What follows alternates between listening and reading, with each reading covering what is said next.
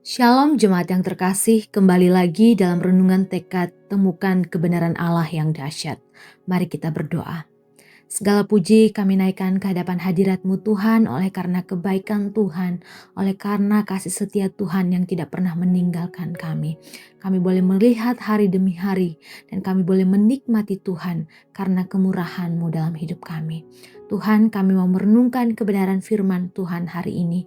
Berbicaralah Tuhan, kami siap mendengar kebenaran firman-Mu dan Roh Kudus menolong kami mengerti melakukannya dalam hidup kami. Terpujilah Engkau, dalam nama Tuhan Yesus kami berdoa. Amin. Bacaan hari ini terambil dari Lukas 1 ayat yang ke-38. Sesungguhnya aku ini adalah hamba Tuhan. Jadilah padaku menurut perkataanmu itu. Ketaatan bukanlah perkara mudah. Banyak orang tampak taat atau menurut, tetapi bukan karena kasih, melainkan karena luka. Ada orang-orang yang tumbuh dalam lingkungan yang keras, kurang kasih sayang, penuh tuntutan, atau hanya dicintai saat mereka patuh. Dalam kondisi seperti itu, mereka belajar bahwa taat adalah satu-satunya jalan untuk diterima dan dicintai. Mereka menjadi people pleaser, bukan karena hati yang tulus, tapi karena kehilangan cinta dan penerimaan. Masalahnya, cara pandang ini seringkali terbawa dalam relasi dengan Tuhan. Mereka mengira bahwa Allah pun hanya akan mengasihi mereka jika mereka sempurna dan selalu taat. Namun gambaran seperti ini bukanlah gambaran Allah yang sejati. Firman Tuhan berkata, Allah menunjukkan kasih-Nya kepada kita oleh karena Kristus telah mati untuk kita ketika kita masih berdosa.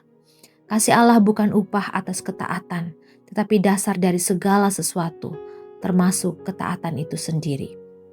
Ketaatan yang sejati lahir dari hati yang telah disentuh dan diperbaharui oleh Roh Kudus. Bukan karena takut, tetapi karena cinta.